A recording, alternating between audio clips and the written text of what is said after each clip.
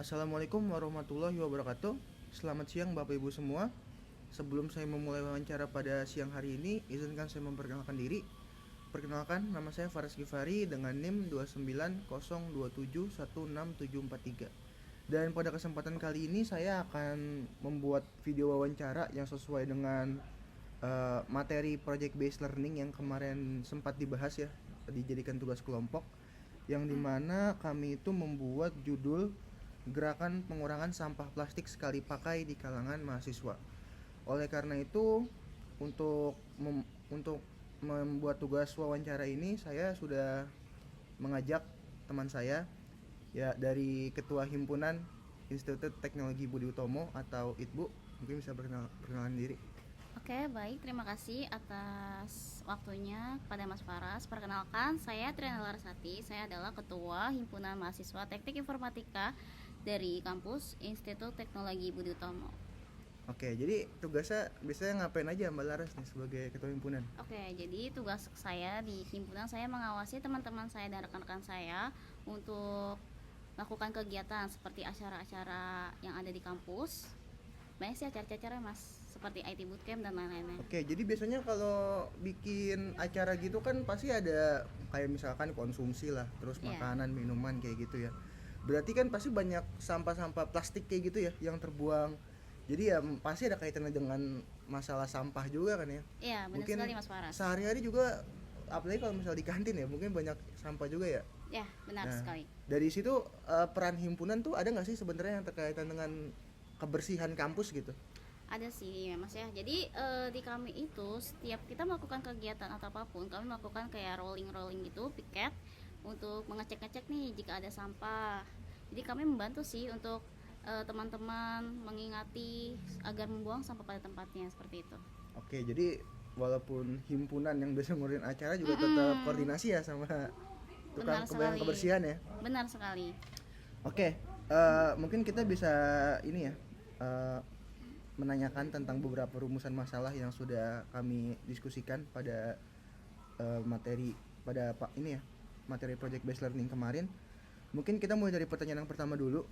Bagaimana tingkat penggunaan plastik sekali pakai di kalangan mahasiswa dalam aktivitas sehari-hari di lingkungan kampus nih? Oke, baik, saya izin menjawab ya Mas Faras ya. Jadi untuk penggunaan plastik sekali pakai di kalangan mahasiswa itu tergolong masih tinggi nih Mas.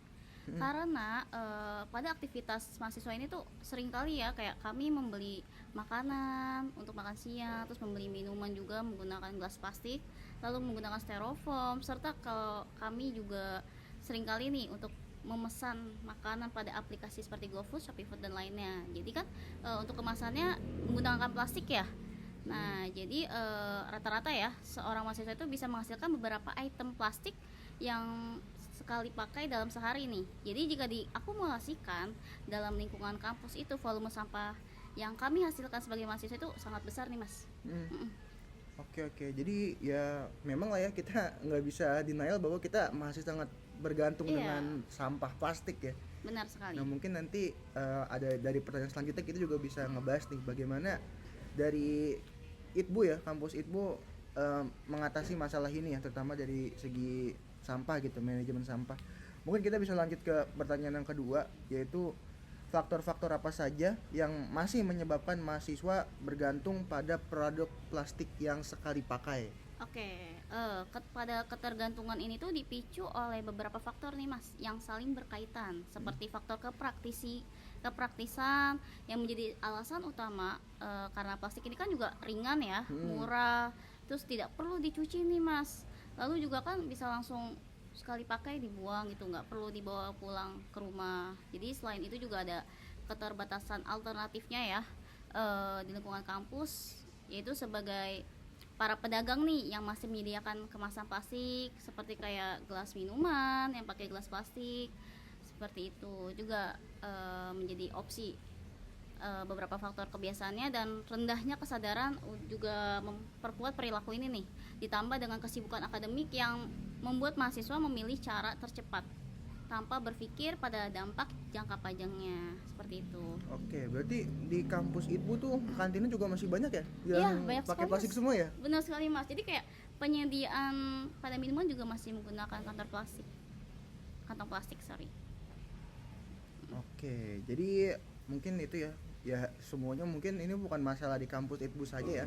Bahkan saya yakin di BINUS dan mungkin kampus-kampus lain semuanya tuh masih memiliki masalah yang sama. Nah, seharusnya dari masalah ini mungkin panitia kampus ya, atau mungkin bisa dibilang dari yayasan atau mungkin dari himpunan juga tuh harus membuat kayak semacam upaya yang harus dilakukan untuk mengatasi masalah ini.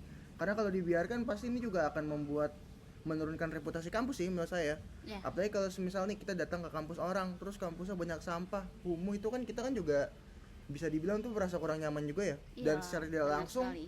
walaupun mungkin lingkungan itu nggak ada kaitannya sama kurikulum yang diajarin di kampus, kalau semisal kampusnya kumuh dan lingkungannya kotor ya itu pasti mempengaruhi kan ya. Iya, benar sekali sih Mas. Jadi membuat pandangan juga tidak enak kan ya Iya betul, untuk dilihat. merusak reputasi secara tidak langsung ya. Benar sekali Mas. Oke, mungkin sekarang kita lanjut ke pertanyaan terakhir nih ya, yang sebenarnya ini masih berkaitan dengan apa yang kita bahas, yaitu bagaimana upaya yang dapat dilakukan untuk menumbuhkan kesadaran serta mengubah perilaku mahasiswa agar mengurangi penggunaan plastik sekali pakai. Oke, mungkin dari pendapat saya ya Mas ya. Hmm, Dari sisi edukasinya seperti kampanye kreatif melalui media sosial nih, seperti poster, seminar, atau komunitas ya. Komunitas yang peduli pada lingkungan juga dapat meningkatkan kesadaran pada mahasiswa ya, teman-teman semuanya. Jadi dari sisi kebijakannya, kampus juga dapat menerapkan aturan pembatasan plastik sekali pakai.